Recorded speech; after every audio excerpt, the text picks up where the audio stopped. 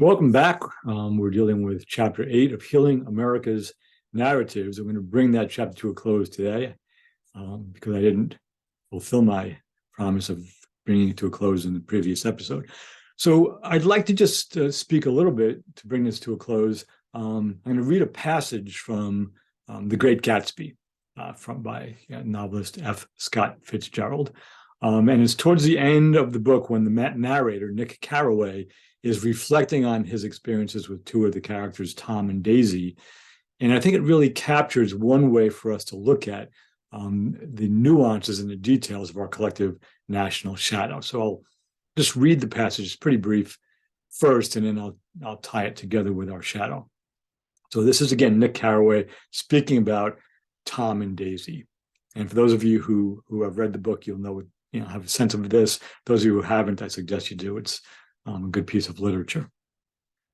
Quote, "I couldn't forgive him or like him, but I saw that what he had done was to him entirely justified. It was all very careless and confused. They were careless people, Tom and Daisy.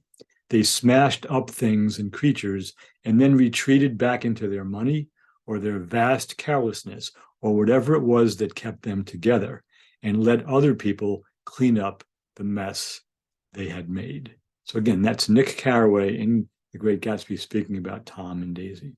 So I think that's relevant because, like Tom and Daisy, many of us are often careless and unconcerned with skillful means when we act in our day-to-day lives. We toggle between unhealthy iterations and healthy iterations of our me-centric and us-centric worldviews.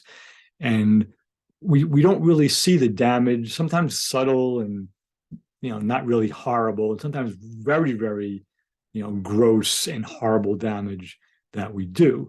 And most of that, as I've said earlier, occurs from an us-centric perspective nowadays. I mean, there is some me-centric stuff where one individual does something horrible to another as well. But on a larger stage, and national stage, on the state stage, and even on a local community stage, it's us against them. And this us perspective is a necessary and healthy developmental perspective. Much good is done within the us perspective, with our families, with our local communities, with our healthy iterations of religion, with our there's healthy iterations of humanism, with many organizations that do really good work in the world. But when it becomes us against them, it gets really ugly, and that's what we're faced with today. So I'm just going to read the last sentence of this chapter and put it to rest.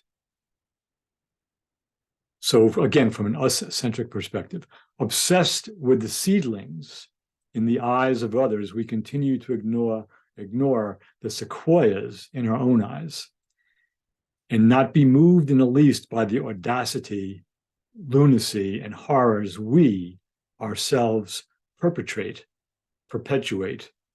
tolerate, and fund.